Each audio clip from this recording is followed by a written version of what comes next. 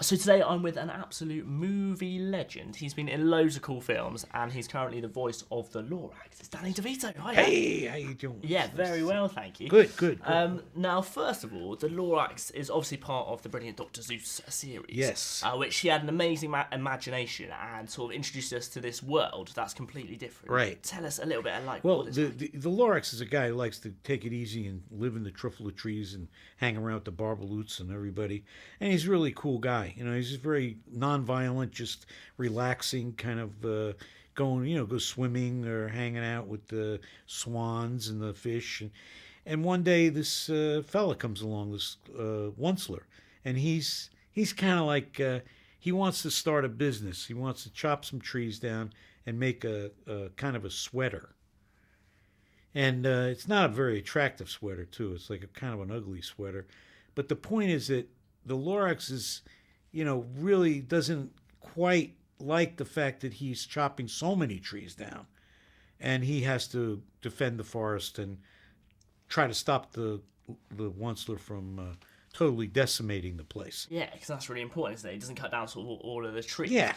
So we meet the Lorax, come across him, and he looks a bit different from anything we've ever seen, doesn't he? Right. He's described as a giant furry peanut, is what somebody calls well, him. there he is. He's like a guy who's he is a kind of a roundish fella, like with a big moustache, with like a that big moustache. impressive moustache. Yeah, that an is impressive really moustache. And tell us He lives in a kind of a stump too. He lives down underneath, inside the ground somewhere. So I was always curious about that when I saw him, because he does come out of a stump when he finds that the tree's chopped down. Yeah, that's why he comes down, because the trees are sort of all going. What's he like as a sort of person? Because he plays a few pranks. He's a sort of a little bit naughty, but he really cares about the place as well. Yeah. Well, he's trying to get the guy to stop chopping the trees down, and he's trying to elicit the help of the other animals.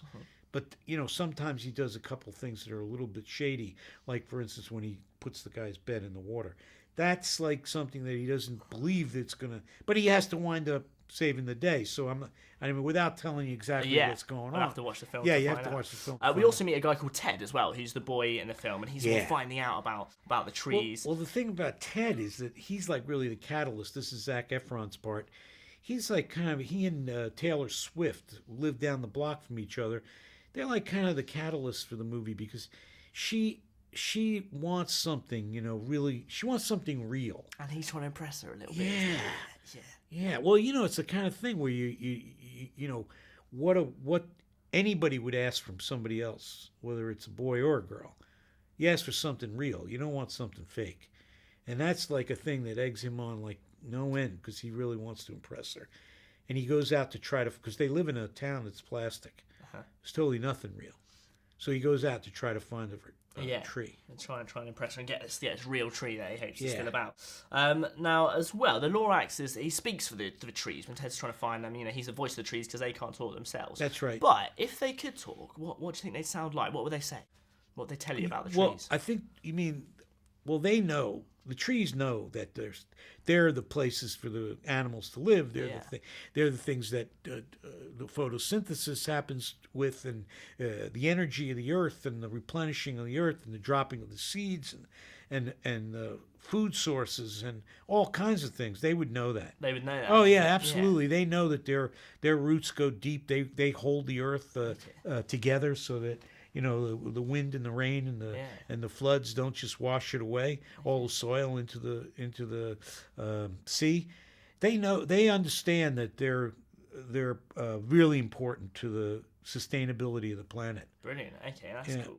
Also, on Fun Kids, we have something called Spread the Word. Spread the Word on the show, where you can tell everyone something that they might not know about already. So you want to maybe tell them a message, or could be anything that you like. What would you like to spread the word about? Can you spread the word?